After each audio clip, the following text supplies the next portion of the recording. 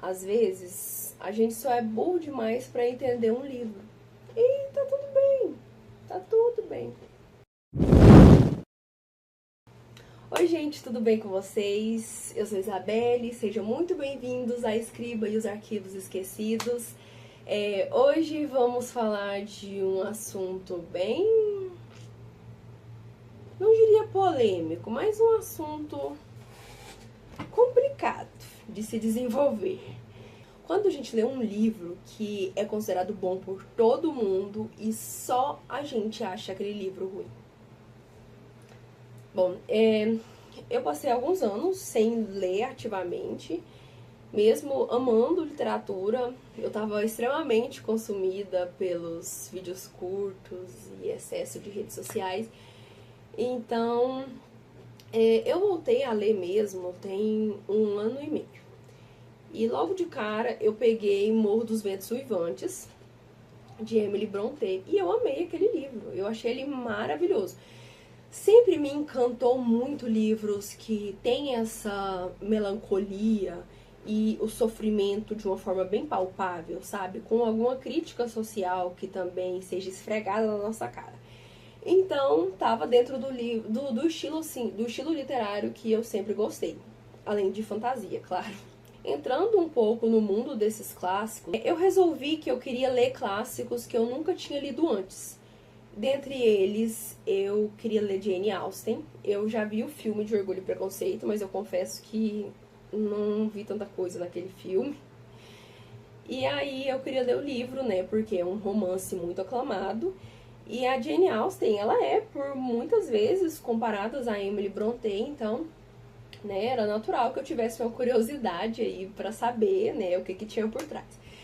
E eu fui começar justo com Orgulho e Preconceito.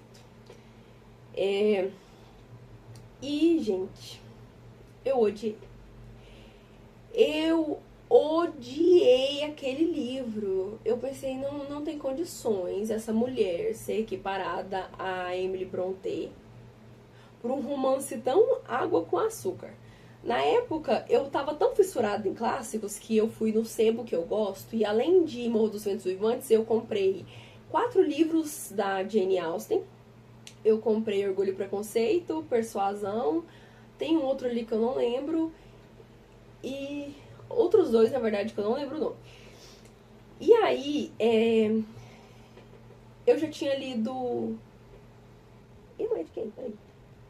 Não lembro agora quem escreveu o livro. Não foi Jane Austen, foi as irmãs Brontë também. E a Emily Brontë, a Charlotte, escreveu o Jane Eyre, tava mesmo? Então, eu fiquei indignada, passei muitos dias tentando discutir com o ChatGPT e comigo mesma do porquê que essa mulher é famosa, porque não tem condição. Por mais assim que eu entendi a questão lá da Elizabeth e a dinâmica familiar deles, eu não conseguia entender qual era o diferencial exatamente, sendo que todo mundo ali naquele ambiente só se preocupava com uma única coisa: casamento. Casamento, o amor e só, né? Na minha cabeça, né, depois de assistir os Bridgerton, era Bridgerton 2.0, se bem que Bridgerton veio disso, né? Porque Bridgerton, gente, não dá, não me desce, porque eu até gosto, assim, da série, acho divertidinha, mas você pensar naquela história, naquele contexto, a personagem melhor ali é a Penélope, porque todo mundo só preocupa com uma única coisa: se eu vou me casar com o amor da minha vida. Oh, meu Deus. Ninguém ali quer caçar um serviço, né? Até... Enfim mesmo, porque olha quem fala. Não estamos todos nós à busca de um amor épico para poder viver? Tá, onde eu estava mesmo? Meu Deus, toda vez eu faço isso, né? Ai, foda-se o roteiro. Segui por muitos dias indignada, tentando conversar com qualquer pessoa sobre como eu odiava Jane Austen e como a Emily Brontë era superior a elas. Eu criando uma rivalidade feminina só das vozes da minha cabeça. Tem um ano essa situação, porque foi em julho do ano passado. E aí, uma amiga me disse que a amiga dela, que hoje também é minha amiga, gostava muito de Jane Austen. E aí, inclusive, falou que se eu quisesse trocar os livros, falar com ela, não sei o quê. Aí eu pensei, se a Laura gosta desses livros, tem alguma coisa que eu tô deixando passar. Mas é claro que tinha alguma coisa que eu tava deixando passar, né? Florzinha do campo. Como é que um livro é aclamado pelo mundo inteiro e só eu não gosto, mas eu tenho razão, as pessoas não. Os críticos inteligentíssimos que aclamaram aquela obra, não. Só a minha opinião importa. Eu resolvi dar uma nova chance pra Jane Austen e fui ler Persuasão. E eu amei completamente a história.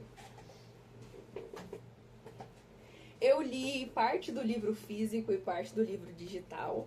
E eu fiquei fissurada nos Eliot, nas críticas escancaradas que a Jane coloca aqui. Eu adorei que a dinâmica, ela gira em torno de um drama completo, né? Da Anne ter rejeitado o Frederick, e aí ela vai pra casa da irmã dela. A Mary é insuportável, tem aquelas cunhadas dela que são completamente destrambelhadas.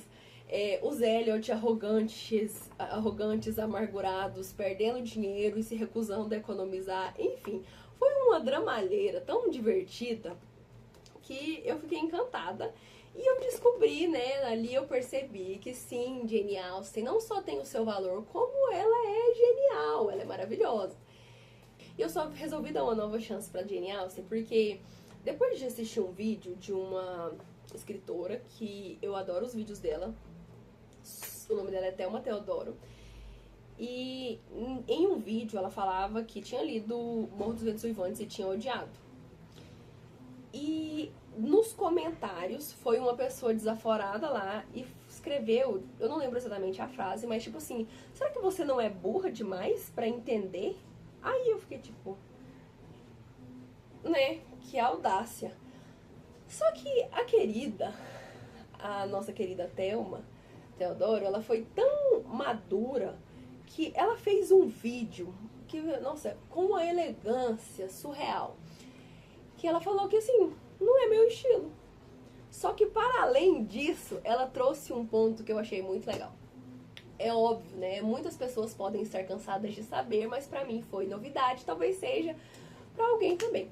Antes de ler um clássico, temos que entender o contexto em que aquele escritor estava inserido. Como que era a realidade dele? Como é que era naquela época? Porque se a gente for parar pra pensar, a Emily Brontë, ela viveu muito pouco, ela morreu jovem e ela sofreu muito, muito mesmo. Que vida desgraçada que essa mulher teve. E o livro só reflete isso, né? Tanto que não é um romance, é uma história de vingança com um final trágico e, né, uma loucura completa, um verdadeiro hospício. Enquanto a Jane Austen, de início eu achei que ela fosse parte da nobreza, né? Porque pra mim, em Orgulho e Preconceito, ela tá evocando muito aquela situação ali, em vez de criticar. Só que a crítica dela é muito subliminar. E quando a gente fica mais confortável com a dinâmica de escrita de um determinado autor, fica mais fácil enxergar isso. Quando a gente tem maturidade e também uma certa bagagem para poder ler um determinado livro, tudo isso facilita na hora de entender essas críticas e esses detalhes subentendidos que muitas vezes podem passar batido. E eu não pesquisei a fundo sobre a vida da Jane Austen, mas ela era pobre, ela era filha de fazendeiros, então o tempo todo ela estava ali criticando a nobreza. E, na verdade, os livros dela não foram famosos enquanto ela vivia, né, enquanto ela estava viva, mas depois da morte dela, quem que consumia a literatura que ela escreveu? Né? A própria nobreza aristocrata inglesa, que era de quem tanto ela criticava. E isso é muito legal, né? Porque eu acredito que quando a crítica ela chega aonde ela está sendo destinada e consegue tocar a pessoa, os indivíduos, o grupo, pode aí ser passível de mudanças. E Depois de ler Persuasão e refletido, porque eu não gostava de Jane Austen e, né, como eu passei a gostar, me veio uma reflexão. Como eu sempre fui tendenciosa, eu sempre tive a tendência a gostar de livros que fossem mais melancólicos, com essa carga de sofrimento palpável. E como, às vezes, nós estamos tão mergulhados no nosso próprio sofrimento, na nossa própria realidade caótica e frustrante, que a gente não consegue ver a beleza de obras que trazem ou querem passar algo diferente. E é claro que isso não vale só para livros, né? Filmes, séries, a arte no geral. A arte, ela é algo muito subjetivo. E eu acho que, principalmente com os fandoms em alta aí, toda essa coisa de romantasia, adaptações literárias, tá crescendo muito uma onda de a minha verdade, ela é a suprema e a sua opinião não importa. Então, as pessoas, elas acreditam que elas estão certas em determinado assunto e elas querem te fazer engolir aquela verdade a todo custo. E não aceitam quando alguém diz o contrário. Se eu tenho uma opinião por uma determinada coisa, um determinado casal, um determinado... Tá, é a sua opinião, querido, guarde pra você. Outras pessoas podem sim concordar com essa pessoa, mas eu acho que as pessoas têm se perdido muito nesse ponto e chegando a faltar o respeito aí. Não é à toa que a Rebecca Yarros tá assim de matar o Riddle, porque ela tá puta da vida com os fãs que não param de encher o saco dela. Porque, gente, nós estamos nos comportando como crianças mimadas. Nós queremos que a gente crie uma expectativa numa determinada história e a gente quer que ela siga aquele fluxo, quando na verdade a escritora, ela pode ter um processo criativo completamente diferente, né? E a gente querer fazer ela engolir aquilo, porque ela tem que agradar a gente, porque, né, nós é que vamos consumir, então é obrigação dela agradar a gente. Acho que a gente está limitando muito o potencial de uma obra, né? Querendo que tudo seja como a gente quer, dentro das nossas perspectivas, que não nos causem frustrações. Eu acho que algumas pessoas estão traumatizadas e não querem mais se traumatizar a nenhum custo, porque houve um tempo em que eu pensei assim, eu quero ler histórias felizes, de triste basta minha vida, o que eu vou querer com uma história triste? Mas as histórias tristes, elas têm o seu valor, porque elas fazem a gente sair da nossa zona de conforto, né? Elas vão nos colocar numa situação, nos confrontar de alguma forma que vai fazer a gente melhorar, né? Sempre, eu acho que sempre é esse o intuito. E a nossa vida não é só de coisas boas, então histórias com momentos e finais que sejam desagradáveis para as nossas expectativas são válidos, porque eles vão conversar com certos momentos das nossas vidas, ou com certas nuances das nossas vidas que a gente está negligenciando ou fingindo que não existe, porque não dói, é menos doloroso. Então, deixa ali, deixa quietinho. E eu fugi completamente do assunto. Então, parafraseando a filósofa contemporânea das influencers brasileiras, Caroline Lima, eu acho que às vezes falta aí a gente se recolher a nossa insignificância, colocar o dedinho assim da consciência na nossa mente e parar pra pensar.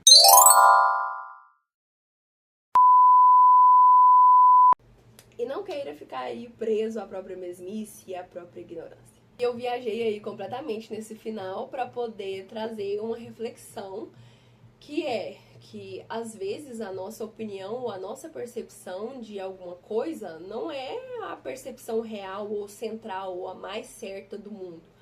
Porque às vezes nós só somos burros demais para entender uma história ou imaturos demais para poder compreender o que ela tá querendo passar pra gente. E tá tudo bem. Tá tudo bem desde que a gente se proponha a melhorar, a buscar, a entender aquilo ali, né? Porque, pelo menos você que esteja assistindo, eu espero que seja esse tipo de pessoa.